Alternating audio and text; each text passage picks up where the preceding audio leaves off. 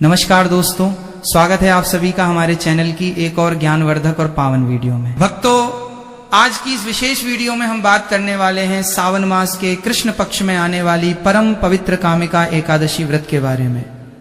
कामिका एकादशी का यह पावन व्रत समस्त पापों को भस्म करने वाला, जीवन में सुख, समृद्धि और अखंड सौभाग्य लाने वाला तथा अंत काल में श्री हरि विष्णु के परम धाम वैकुंठ की प्राप्ति कराने वाला माना जाता है। आज की इस वीडियो में हम आपको कामिका एकादशी की सही तिथि, शुभ मुहूर्त, पूजा का सही समय, पारण का समय, व्रत की संपूर्ण विधि, कथा, नियम, वर्जित कार्य और उन 5 विशेष लोगों तथा महिलाओं के बारे में पूरी गहराई से बताएंगे जिन्हें यह व्रत भूल कर भी नहीं रखना चाहिए।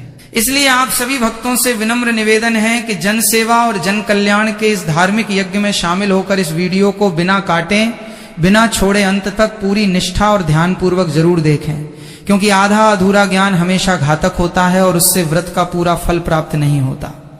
वर्ष 2026 में कामिका एकादशी का पावन व्रत 9 अगस्त 2026 दिन रविवार को रखा जाएगा। हिंदू पंचांग के अनुसार एकादशी तिथि का प्रारंभ 8/2026 को दोपहर 1:59 बजे से हो जाएगा और इस एकादशी तिथि की समाप्ति 9/2026 को सुबह 11:04 बजे होगी।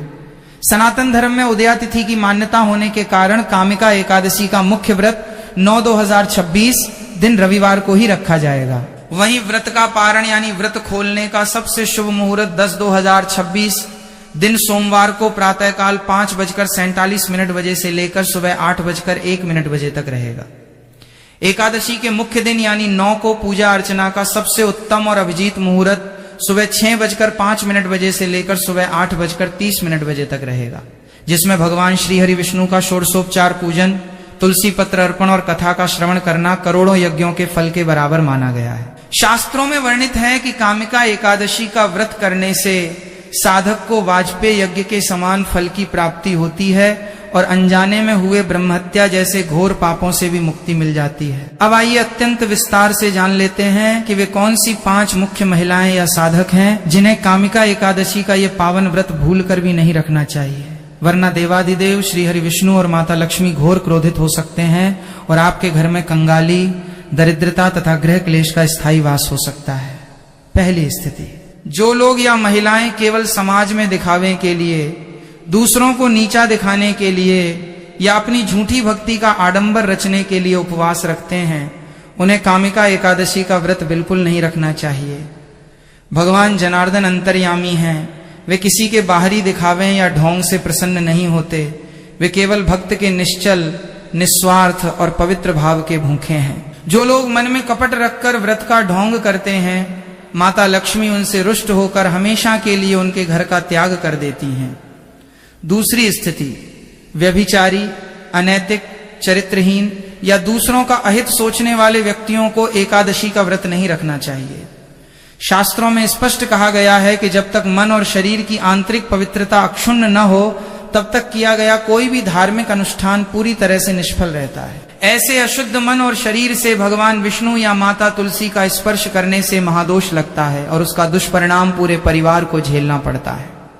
तीसरी स्थिति, अपने जीवन साथी को धोखा देने वाले, अपने वैवाहिक जीवन की पवित्र मर्यादा को भंग करने वाले या अपने सास ससुर व माता पिता का निरंतर अपमान करने वाले लोग। भगवान श्री हरि विष्णु और जगतजननी माता लक्ष्मी स्वयं आदर्श दाम्पत्य जीवन और अखंड सौभाग्य के सर्वोच्च प्रतीक हैं।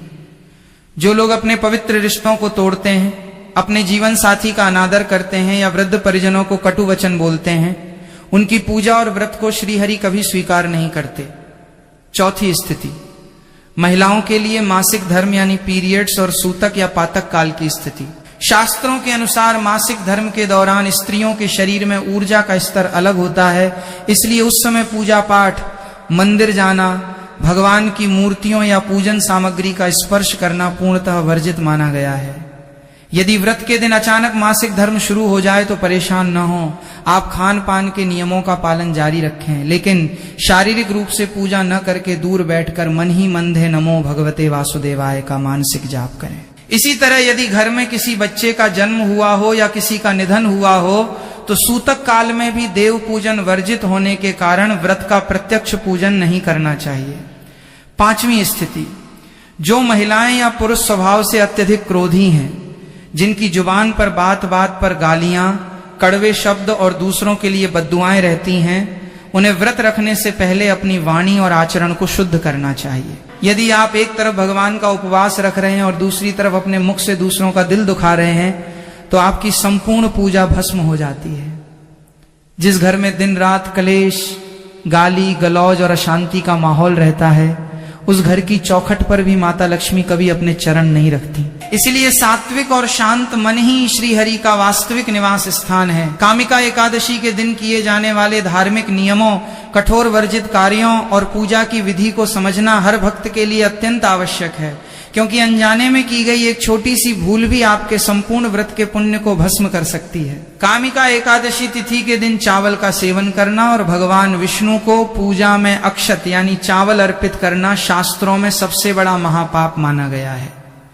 पौराणिक मान्यताओं के अनुसार एकादशी के दिन चावल का एक एक दाना महर्षि मेधा के अंगों के समान पवित्र होता है और इस दिन चावल खाना जीव हत्या के समान पाप पैदा करता है। एकादशी तिथि पर तुलसी जी के पौधे से पत्तियां तोड़ना और तुलसी जी में जल अर्पित करना भी पूरी तरह से वर्जित माना गया है, क्योंकि स्वयं माता तुलसी भी इस दिन भगवान श्री हरि विष्णु के लिए निर्जला एकादशी का कठिन व्रत रखती हैं। यदि आप एकादशी की पूजा के लिए तुलसी दल अर्पित करना चाहते हैं तो उसे एक दिन पूर्व यानी दशमी तिथि के दिन ही तोड़ कर रख लें।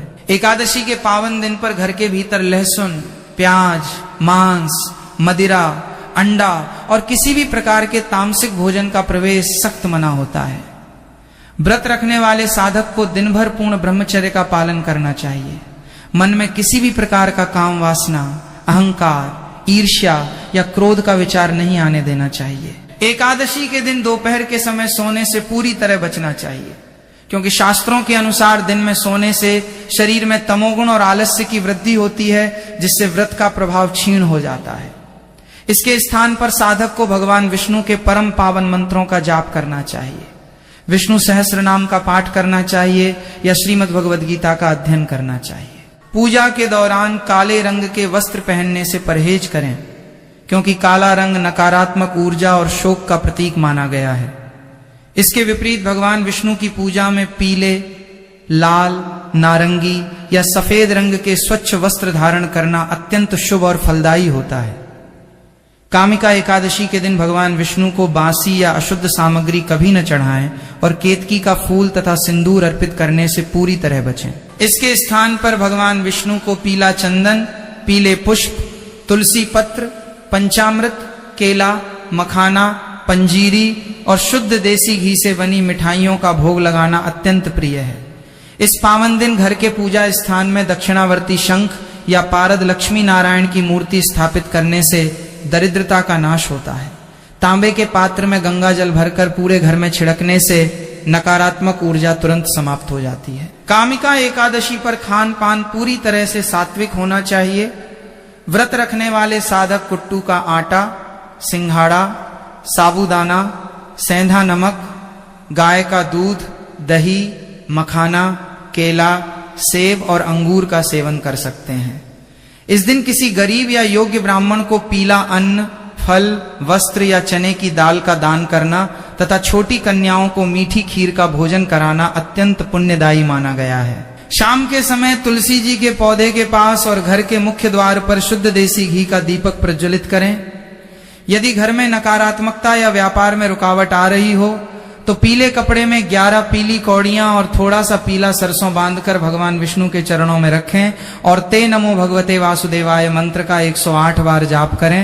तत्पश्चात उसे अपने धन स्थान या तिजोरी में रख दें। इससे धन आगमन के नए मार्ग खुलते हैं और घर में हमेशा सुख समृद्धि बनी रहती है। कामिका एकादशी की पौराणिक कथा और इसके पीछे छुपे आध्यात्मिक महात्म्य को सुनना और समझना हर एक भक्त के लिए अत्यंत कल्याणकारी माना जाता है। पौराणिक धर्म ग्रंथों के अनुसार महाभारत काल में जब धर्मराज युधिष्ठिर ने भगवान श्री कृष्ण से पूछा कि हे वासुदेव, सावन मास के कृष्ण पक्ष में आने वाली एकादशी का क्या नाम है, इसकी पूजा विधि क्या है और इसका व्रत करने से किस पुण्य फल की प्राप्ति होती है, तब लीलाधारी श्री कृष्ण ने मुस्कुराते हुए युधिष्ठिर से कहा कि हे कुंती पुत्र, सावन मास के कृष्ण पक्ष की एकादशी को कामिका एकादशी के नाम से जाना जाता है। इस एकादशी की पावन कथा स्वयं ब्रह्मा जी ने अपने पुत्र नारद जी को सुनाई थी। श्री कृष्ण ने बताया कि जो फल मनुष्य को अश्वमेध यज्ञ या वाजपेय यज्ञ करने से प्राप्त होता है, उससे भी कई गुना अधिक फल केवल श्रद्धा पूर्वक कामिका एकादशी का व्रत रखने और भगवान श्री हरि विष्णु का पूजन करने से प्राप्त हो जाता है। जो भक्त कामिका एकादशी के दिन भगवान श्री केशव, श्रीधर, विष्णु और जनार्दन की भक्तिभाव से पूजा करते हैं, उनके द्वारा अनजाने में किए गए बड़े से बड़े पाप भी क्षण भर में भस्म हो जाते हैं। इस दिन शंख, चक्र, गदा और पद्मधारी भगवान विष्णु का पूजन करने से तीनों लोकों के देवताओं का पूजन स्वतः ही हो जाता है। श्री कृष्ण ने कथा को आगे बढ़ाते हुए एक प्राचीन इतिहास सुनाया कि प्राचीन काल में किसी समृद्ध गांव में एक अत्यंत क्रोधी और अभिमानी जमींदार रहता था। एक दिन किसी बात पर उसका एक ज्ञानी और तपस्वी ब्राह्मण से विवाद हो गया। क्रोध के आवेश में आकर उस जमींदार के हाथों अनजाने में उस श्रेष्ठ ब्राह्मण की हत्या हो गई। ब्रह्म हत्या के इस भयंकर पाप के कारण उस जमींदार का संपूर्ण जीवन नरक के समान हो गया। उसके घर से सुख, शांति और वैभव पूरी तरह नष्ट हो गए। बीमारियां और दरिद्रता घर में पैर पसार चुकी थीं। जब उसने ब्राह्मण के अंतिम संस्कार की इच्छा जताई तो गांव के अन्य विद्वान ब्राह्मणों ने उसके भोजन और किसी भी धार्मिक कार्य में सम्मिलित होने से मना कर दिया और कहा कि तुम ब्रह्महत्या के महापाप के भागीदार हो, इसलिए तुम्हें इसका प्रायश्चित करना ही पड़ेगा। अत्यंत दुखी होकर उस जमींदार ने एक महान महर्षि की शरण ली और रोते हुए अपने पापों से मुक्ति का उपाय पूछा। महर्षि ने उस पर दया भाव दिखाते हुए कहा कि तुम सावन मास के कृष्ण पक्ष की कामिका एकादशी का विधि विधान से व्रत रखो, रात्रि में जागरण करो और भगवान विष्णु के चरणों में पूरी निष्ठा से क्षमा याचना करो। जमींदार ने महर्षि के बताए अनुसार कामिका एकादशी का कठोर व्रत रखा। निर्जला रहकर रात भर श्री हरि विष्णु के नाम का संकीर्तन और पूजन किया। उसकी सच्ची भक्ति और पश्चाताप को देखकर आधी रात को स्वयं भगवान श्री हरि विष्णु उसके समक्ष प्रकट हुए और उसके समस्त पापों को क्षमा करके उसे ब्रह्म हत्या के दोष से पूरी तरह मुक्त कर दिया। भगवान विष्णु ने उसे वरदान दिया कि जो भी मनुष्य कामिका एकादशी का व्रत रखेगा उसे यमराज के दंड का सामना नहीं करना पड़ेगा और अंत समय में उसे वैकुंठ धाम की प्राप्ति होगी।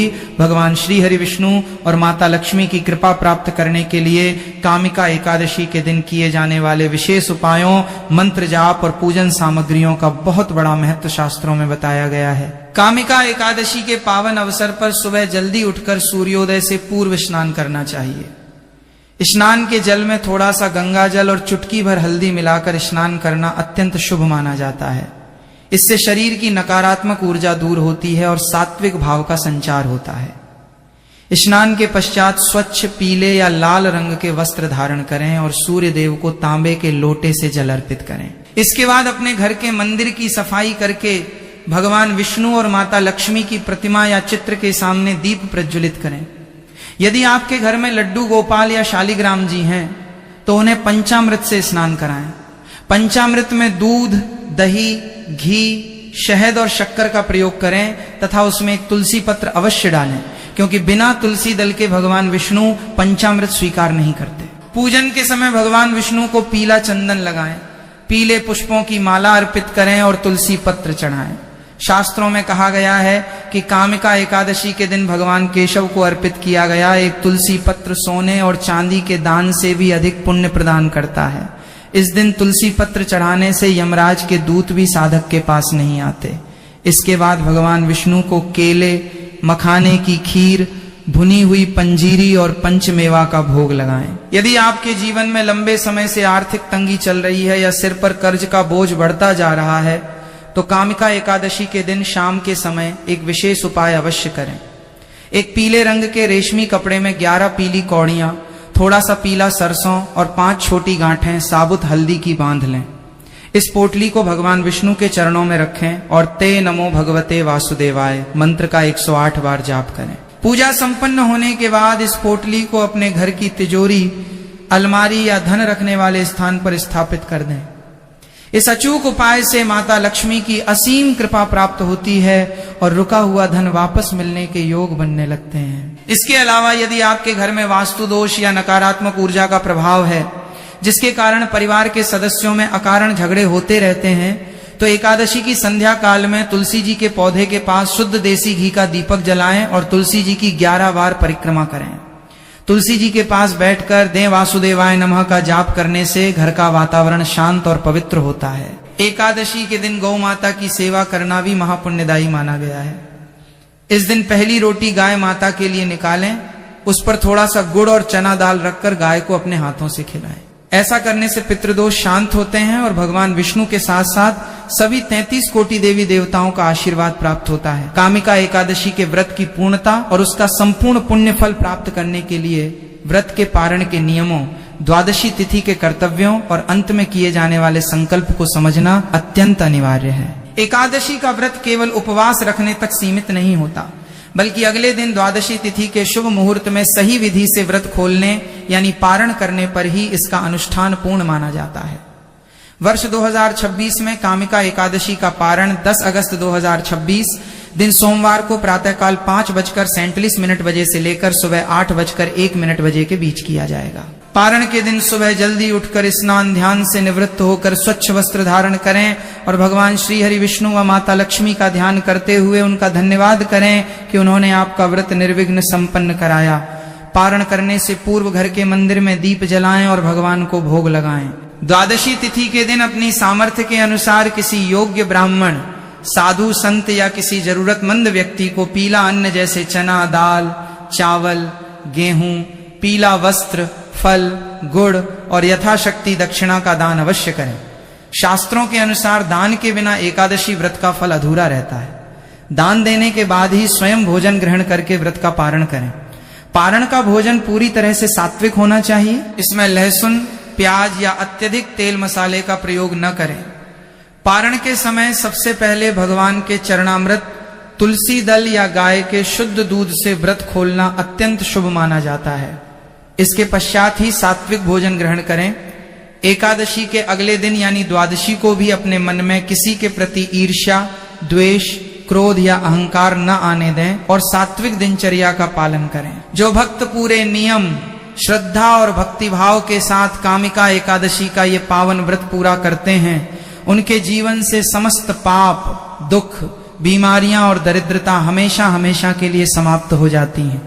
उनके घर में सुख, शांति, समृद्धि, धन धान्य और आरोग्य का वास होता है तथा अंत समय में उन्हें यमलोक की यातनाएं नहीं सहनी पड़ती और वे सीधे श्री हरि के परम धाम वैकुंठ को प्राप्त होते हैं। प्रार्थना टीवी का यही निरंतर प्रयास है कि आप तक सनातन धर्म, पूजा पाठ और व्रत त्योहारों की बिल्कुल सटीक, प्रामाणिक और कल्याणकारी जानकारी पहुंचती रहे। आशा करते हैं कि कामिका एकादशी की ये संपूर्ण जानकारी आपके जीवन में मंगल लाएगी। यदि आपको ये वीडियो अच्छी लगी हो तो इसे अपने मित्रों और परिवारजनों के साथ शेयर जरूर करें।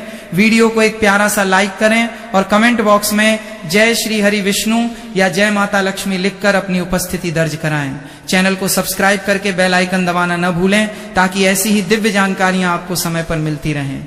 जय श्री हरि विष्णु, जय सनातन धर्म। प्रार्थना टीवी के माध्यम से एक विशेष बात बताना चाहते हैं। मान्यता के अनुसार कामिका एकादशी के दिन लड्डू गोपाल को पंचामृत से स्नान कराना, उन्हें नए पीले वस्त्र पहनाना, केसर का तिलक लगाना और तुलसी दल अर्पित करना अत्यंत शुभ माना जाता है। आप उन्हें चांदी, पीतल या मिट्टी की थाली में बिठाकर कामिका एकादशी के शुभ मुहूर्त में स्नान कराएं। ऐसा करने से घर में सुख, समृद्धि, वंश वृद्धि और आनंद की वर्षा होती है। यही हमारी पुरानी परंपरा है और यही सच्चा श्रद्धा भाव। भक्तों, अब आते हैं उस मुख्य बात पर जिसके लिए आप प्रार्थना टीवी के इस वीडियो पर आए हैं। वो 3 सब्जियां जो कामिका एकादशी 2026 में भूल कर भी नहीं बनानी चाहिए। ध्यान से समझिए, ये केवल व्रत रखने वालों के लिए नहीं है, ये हर उस व्यक्ति के लिए है जो अपने घर में सुख, शांति, समृद्धि और भगवान विष्णु की कृपा पाना चाहता है। क्योंकि भक्तों, पूजा पाठ और व्रत उपवास के साथ साथ आहार की शुद्धता का भी उतना ही महत्व है। अगर मन और वाणी पवित्र है पर थाली में अशुद्ध या वर्जित भोजन है तो विष्णु कृपा आने में रुकावट आती है। पहली वर्जित सब्जी है बैंगन। माताओं बहनों, कामिका एकादशी के दिन बैंगन को घर में लाना, पकाना और खाना पूरी तरह वर्जित माना गया है। परंपरागत मान्यता यह है कि बैंगन तामसिक श्रेणी में आता है। शास्त्रों में एकादशी, द्वादशी और चतुर्दशी के दिन भी बैंगन न खाने की परंपरा है। विद्वान कहते हैं कि सावन और वर्षा ऋतु में बैंगन में सूक्ष्म जीवों का वास बढ़ जाता है। इसमें कीट और अशुद्धियां आ जाती हैं। इसे खाने से न केवल शारीरिक स्वास्थ्य को नुकसान पहुंचता है, बल्कि आध्यात्मिक दृष्टि से भी ये व्रत को खंडित करता है और पाप का भागीदार बनाता है। भक्तों, यदि आपके घर में बैंगन रखा है तो एकादशी के दिन इसे भूलकर भी न पकाएं। बैंगन को एकादशी के दिन घर में पकाने और खाने से भगवान श्री हरि प्रसन्न नहीं होते और घर में निर्धनता का प्रवेश माना जाता है। दूसरी वर्जित सब्जी है पत्तेदार साग सब्जियां, विशेषकर पालक, मेथी, बथुआ और पत्ता गोभी। विष्णु भक्तों, एकादशी और सावन में पत्तेदार सब्जियां खाना पूरी तरह वर्जित माना गया है। इसके पीछे एक बहुत स्पष्ट और वैज्ञानिक कारण भी है। बरसात के मौसम में नमी के कारण पत्तेदार सब्जियों में अत्यंत सूक्ष्म जीव और कीड़े छिपे रहते हैं। इन्हें कितना भी धोएं, इनकी अशुद्धि पूरी तरह बाहर नहीं निकलती। ज्ञानी जन कहते हैं कि जो व्यक्ति एकादशी में पत्तेदार साग पकाता या खाता है, उसे अनजाने में ही सूक्ष्म जीवों की हिंसा का पाप लगता है। भगवान विष्णु तो समस्त सृष्टि के पालनहार हैं, वे पशुपति और जनार्दन हैं, इसलिए उनकी भक्ति करते समय किसी भी जीव की हिंसा का भागीदार नहीं बनना चाहिए। इसलिए माताओं बहनों, कामिका एकादशी 2026 में पालक, मेथी, पत्ता गोभी और किसी भी प्रकार के साग से पूरी दूरी बनाए रखें। यह आपके परिवार और आपकी भक्ति के लिए सबसे उत्तम होगा। तीसरी वर्जित सब्जी है लहसुन और प्याज से बनी कोई भी सब्जी। भक्तों, ये तो आप जानते ही हैं कि व्रत में लहसुन प्याज पूरी तरह वर्जित है, लेकिन क्या आप जानते हैं कि कामिका एकादशी के पूरे दिन, चाहे घर में किसी का व्रत हो या न हो, लहसुन प्याज से बने भोजन से दूर रहना चाहिए। शास्त्र कहते हैं कि भगवान विष्णु और माता लक्ष्मी सात्विक वातावरण में ही निवास करते हैं। लहसुन और प्याज तामसिक प्रकृति के होते हैं। एकादशी में जब घर में श्री हरि की विशेष उपस्थिति मानी जाती है, उस समय घर में तामसिक भोजन पकाना अत्यंत अशुभ माना जाता है। ध्यान से समझिए, यदि घर का एक सदस्य व्रत रखता है और दूसरा सदस्य लहसुन प्याज खाता है, तो इससे पूरे घर की पवित्रता प्रभावित होती है। इसलिए कामिका एकादशी के दिन पूरे परिवार को लहसुन प्याज और तामसिक भोजन से दूर रहना चाहिए। प्रार्थना टीवी के माध्यम से हम कहना चाहते हैं कि एकादशी के दिन डिब्बा बंद खाना, बाजार के पैकेट बंद नमकीन, बाहर का जूस और विशेषकर चावल या चावल से बनी चीजों से पूरी तरह बचें। एकादशी के दिन चावल खाना शास्त्रों में महापाप के समान बताया गया है, इसलिए पैकेट वाले सामान खरीदते समय उनके इंग्रेडिएंट्स जरूर जांच लें। भक्तों, अब बात करते हैं कामिका एकादशी के व्रत में क्या खाएं और क्या ना खाएं। माताओं बहनों, एकादशी का व्रत सात्विक फलाहार के साथ किया जाता है। व्रत में सेंधा नमक का उपयोग किया जा सकता है। साधारण आयोडीन नमक पूरी तरह वर्जित है। यदि आपने केवल फलाहार का संकल्प लिया है तो नमक बिल्कुल न लें। बाहर के जूस या बाहर के खाने से पूरी तरह बचें, क्योंकि उनमें अशुद्ध बर्तनों का उपयोग होता है। व्रत में आप आलू की सात्विक सब्जी, कुट्टू या सिंघाड़े के आटे की पूरी, मखाने की खीर, दही, फल, लौकी या कद्दू की सब्जी सेंधा नमक के साथ ग्रहण कर सकते हैं। मीठे में मिश्री, मखाने या मेवे का भोग लगाकर ग्रहण करें। एकादशी के दिन गेहूं, चावल, जौ, मक्का, बेसन, मैदा, मसूर की दाल और किसी भी प्रकार के अनाज का सेवन बिल्कुल न करें। शास्त्रों में एकादशी के दिन तुलसी पूजन का विशेष विधान है, लेकिन याद रखें कि एकादशी तिथि को तुलसी के पत्ते तोड़े नहीं जाते। इसलिए प्रार्थना टीवी के सभी दर्शक ध्यान दें कि कामिका एकादशी की पूजा के लिए तुलसी दल एक दिन पहले यानी दशमी तिथि को ही तोड़कर रख लें। एकादशी के दिन भगवान विष्णु को तुलसी दल अर्पित करने से वे तत्काल प्रसन्न होते हैं। एकादशी के दिन तुलसी जी में जल अर्पित करने से भी बचना चाहिए, क्योंकि मान्यता है कि तुलसी माता स्वयं इस दिन भगवान विष्णु के लिए निर्जला व्रत रखती हैं। माताओं बहनों, कामिका एकादशी पर कुछ विशेष नियमों का पालन करना भी आवश्यक है। एकादशी के दिन सुबह जल्दी उठें। देर तक सोना अशुभ माना जाता है। स्नान करके स्वच्छ वस्त्र, विशेषकर पीले वस्त्र धारण करें। एकादशी के दिन किसी गरीब, बुजुर्ग या दीनहीन व्यक्ति का अपमान न करें। भगवान विष्णु किसी भी रूप में आपकी परीक्षा लेने आ सकते हैं। एकादशी के दिन काले वस्त्र पहनकर पूजा न करें। घर में वाद विवाद, गाली गलौज, निंदा और चुगली से पूरी तरह बचें। जो व्यक्ति एकादशी के दिन अपने घर में कलह करता है, उस पर माता लक्ष्मी का कोप मंडराने लगता है। एकादशी के दिन बाल, नाखून और दाढ़ी कटवाने से बचें। शरीर पर तेल लगाने से भी परहेज करें। अपने माता पिता और गुरु का विशेष सम्मान करें, क्योंकि माता पिता की सेवा ही सबसे बड़ी पूजा है। विष्णु पूजन में कुछ बातें ध्यान रखनी योग्य हैं। भगवान विष्णु को पीले फूल, पीला फल,